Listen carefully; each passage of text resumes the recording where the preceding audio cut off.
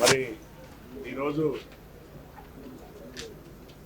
Governor గారి ప్రసంగం పైన ధన్యవాదాలు చెప్పాలి. కాంగ్రెస్ చేస్తున్న విధి విధానాల పైన ముందుకు తీసుకెళ్తున్న వాటిపైన సూచనలు చేయమంటే ఆ కేటీఆర్ గారు మళ్ళీ అదే డ్రామారావు లాగానే తుపాకీ రావు లాగానే మళ్ళీ సోదులు చెప్పుకుంటారు, అసత్య ప్రచారాలు చేసుకుంటారు. ప్రభుత్వాన్ని మరి మా ముఖ్యమంత్రి గారిని మన ముఖ్యమంత్రి గారిని అవగాహనపరిచే విధంగా తనకు నోటికి వచ్చినట్టుగా అహంకారంతోనే మాట్లాడుతున్నాడు తప్ప ఆ దొరతనాన్ని ఇంకా పోతలేదు. మరి ఆ కేటీఆర్తోనున్న ఇంకొక పింక్ హీరో హరీష్, ఈయన కేటీఆర్ మన పాడి కౌశిక్ రెడ్డి పోలీసుల యొక్క మనోధైర్యాన్ని ఆత్మధైర్యాన్ని దెబ్బతీసే విధంగా ఈరోజు ఇక్కడనే పాయింట్లో మాట్లాడింది. Half yearly meeting, yearly meeting అని జరుగుతుంది పోలీసులో. అప్పుడు తప్పనిసరిగా క్రైమ్ మీటింగ్ జరిగినాక, ఎందుకంటే 30 సంవత్సరాలు పోలీసులు చేసిన కాబట్టి సోదరునికి తెలియదు. మరి ఆయన యొక్క అహాభావాలు, ఆ యొక్క బాడీ లాంగ్వేజ్ అసెంబ్లీ హాల్లో కూడా అదే విధంగా గుండా విధంగా లేకుంటే వెకిలి చాష్టలు చేసినట్టుగా అసభ్యంగా అవగౌరవపరిచే విధంగా చేసే అలవాటు ఉన్న వీళ్ళు ఎప్పుడు కూడా ఈ డ్రగ్స్కి అలవాటు పడ్డ ముఠా బ్యాచ్ కాబట్టి సిపి గారిని అంటే అధికారులను కూడా బెదిరించడానికి వెనుకాడతలేదు. ఐఏఎస్ ఆఫీసర్లను, ఐపీఎస్ ఆఫీసర్లను, అధికారులను మళ్ళీ మేమే వస్తున్నాం రాజ్యాంగానికి, రాజ్యాధికారానికి పింక్ బుక్లో రాసుకుంటున్నాం, మిమ్మల్ని సంగతి చూస్తాం. తాటాకు చప్పుడులకు కుందేలు భయపడతాయా? వాళ్ళ అధికారులు ఐపీఎస్ చేసి వచ్చిన అతను సిపి, పాపం కరీంనగర్ సిపి గారు ఒక రెస్పెక్టబుల్ పోస్ట్లో ఉన్నాడు. ఐపీఎస్ చేసి వచ్చిన ఆ రోజు కూడా ఆయనను అగౌరవపరిచే విధంగా, క్యాస్ట్ పరంగా ఒక మతతత్వాన్ని, ముస్లిం కాబట్టి నువ్వు తుర్కోని కాబట్టి నన్ను టెంపుల్లో కోర్టు ఆదేశాల ప్రకారంగా పోలీసు వాళ్ళు అక్కడ పనిచేసింది. మరి హాఫ్ ఇయర్లీ క్రైమ్ మీటింగ్ అయినాక అందరినీ, అధికారులందరినీ కూడా ఫైరింగ్ రేంజ్ అని ఉంటుంది. ఆ ఫైరింగ్ రేంజ్ తీసుకెళ్ళి అందరితోని అక్కడ వారి యొక్క సామర్థ్యాన్ని రీఫ్రెష్ చేస్తారు. ప్రతి అధికారికి ఫైరింగ్ ఏ విధంగా చేయాలి, అతనికి ఆ యొక్క వెపన్ పైన గ్రిప్ ఉందా లేదా, హ్యాండిల్ చేస్తున్నా లేదా ప్రాపర్గా అనేది half yearly, yearly firing range అని ఉంటుంది, అక్కడ చేపిస్తారు. మరి ఆ సందర్భంగా జిల్లా మేజిస్ట్రేట్ అంటే కలెక్టర్ గారిని, వాళ్ళ ఫ్యామిలీలను, మేజిస్ట్రేట్ ఉంటే డీజే ఉంటే డిస్ట్రిక్ట్ మేజిస్ట్రేట్ గారిని అందరినీ ఆహ్వానిస్తాం. పోలీసు వాళ్ళు ఆహ్వానించి అక్కడ వారితో పాటు వారి ఫ్యామిలీలను కూడా ఇన్వైట్ చేస్తాం. అది అనవాయితీ.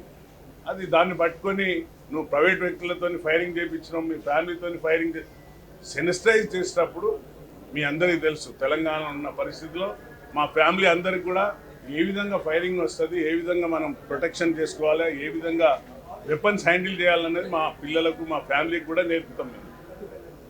దాన్ని తీసుకొని ఒక దుష్ప్రచారం మీడియా ముందుకు వచ్చి అహంకారపూరితమైన మాటలతోని పోలీసుల యొక్క మనస్థైర్యాన్ని దెబ్బతినే విధంగా, వారిని కించపరిచే విధంగా ఏకవచనంతో ఈ బిడ్డ నీ సంగతి చెప్తాం, మేము భయపడం అని ఈ విధంగా మాట్లాడడం ఆయన యొక్క మూర్ఖత్వానికి నిదర్శనం అని నేను చెప్తున్నాను. సో ఈ హాఫ్ ఇయర్లీ క్రైమ్ మీటింగ్లలో, ఇయర్లీ క్రైమ్ మీటింగ్లలో తప్పనిసరిగా వెపన్ ప్రాక్టీస్ ఉంటుంది. మరి అక్కడ బహుశా ఒక వృద్ధురాలు ఇంజూర్డ్ అయిందని పేపర్కి వచ్చింది. దాని తర్వాత జనరల్గా ఫైరింగ్ చేసేటప్పుడు అక్కడ ఉన్న చుట్టుపక్కల గ్రామాలకు టామ్ చేస్తాం, గ్రామ పంచాయతీకి ఇన్ఫార్మ్ చేస్తారు పోలీసు వాళ్ళు, ఇక్కడ ఫైరింగ్ రేంజ్ ఉంది, ఈ రోజు ఈ టైం నుండి ఈ టైం వరకు ఫైరింగ్ అవుతుంది, అక్కడికి ఎవరు రావద్దని ఒక రెడ్ ఫ్లాగ్స్ కూడా చుట్టూ పెట్టి ఫైరింగ్ రేంజ్ చేస్తారు. మరి అందులో భాగంగా బహుశా మరి అమ్మ అక్కడ ఎందుకు వచ్చిందో పాపం, ఆ బుల్లెట్ వాటి యొక్క చిన్న స్మాల్ ఉంటాయి, అవి నెగోషియేట్ అయ్యి ఆ నెగోషియేట్ అయిన చిన్న ఏదో ఇంజూర్డ్ అయింది, దానిపైన ఆడిట్ అయింది, దానిపైన సిఎస్డబ్ల్యూ, ఎస్డబ్ల్యూ అక్కడ ఉండే టీం పోయి మొత్తం ఎంక్వైరీ చేసిండ్రు. అక్కడ ఆ నెగోషియేట్ అయిన ఏదైతే రిఫ్లెక్ట్ అయిన బుల్లెట్ పెల్లెట్స్ ఉంటాయి, ఆ పెల్లెట్స్తోనే ఆమె ఇంజూర్డ్ అయింది. దానిపైన ఇమీడియట్లీ అధికారులు స్పందించి ఏ విధంగా అయిందో దానికి ప్రొటెక్షన్ తీసుకోవాల్సిన పద్ధతులు, ఇంకా ప్రివెంటివ్ మెథడ్స్ తీసుకోవాలని ఆదేశించడం జరిగింది. దీనిపైన ఈరోజు పాడి కౌశిక్ రెడ్డి అనే మీ అందరికీ తెలుసు, ఆ గుండాయిజం ఆ హుజరాబాద్లో ఒక క్వారీ అతను కూడా బెదిరించి డబ్బులు ఇవ్వకుంటే అది కూడా ఒక కేసు రిజిస్టర్ అయింది. ఈ విధంగా ఈ బిహేవియర్ పెట్టుకొని అంటే దొంగ అన్నట్టు మేము సత్యపూసలం మేము చాలా నీతివంతులు అనే విధంగా ఈరోజు మీడియా పాయింట్కి వచ్చి మాట్లాడిండు. చాలా సిగ్గుచేటు అధికారులను ఆ విధంగా. మరి మా ముఖ్యమంత్రి గారి దగ్గరనే హోమ్ మినిస్ట్రీ ఉన్నది కాబట్టి దానికి నేను సమాధానం చెప్తున్నా. ఒక పోలీస్ అధికారిగా 35 ఏళ్ళు చేసిన కాబట్టి half yearly crime meeting, annual crime meeting వచ్చినప్పుడు సెన్సిటైజ్ అంటాం దాన్ని. అంటే ప్రతి వెపన్ ఏ విధంగా హ్యాండిల్ చేయాలి, అధికారులు ప్రాపర్గా చేస్తున్నారా లేదా, ఒకవేళ ఫైరింగ్ వస్తే ఏ విధంగా ప్రొటెక్ట్ చేసుకోవాలి అని ఫ్యామిలీస్ కూడా చెప్తాం. అదే భాగంగా పిలిచారు తప్ప ప్రైవేట్ వ్యక్తులను తెచ్చి ఫైరింగ్ 150 రౌండ్లు ఫైరింగ్, దానికి ప్రతి దానికి అకౌంటబిలిటీ ఉంటుంది. ఎన్ని ఫైర్ చేస్తాం, ఏ వెపన్తో ఎన్ని చేస్తాం అనేది దానికి లెక్క ఉంటుంది. కానీ ఏదో నోటికి వచ్చింది కదా అని పోలీసుల పైన బురద జల్లి తెలంగాణ పోలీసులను కించపరిచే విధంగా మాట్లాడడం సరికాదు. ఇప్పటికైనా నీ పద్ధతి మార్చుకో. అధికారులను ఏకవచనంతో బెదిరియడం ఇది మీకే బీఆర్ఎస్కే చెందుతుంది తప్ప అధికారులను ఎంత బెదిరించినా వారు ఏం భయపడరు. తమ పని తను చేసుకుంటూ పోతారు. కాబట్టి తస్మాత్ జాగ్రత్త అని మీడియా ద్వారా చెప్తున్నారు. Subscribe us and press the bell icon for more interesting updates.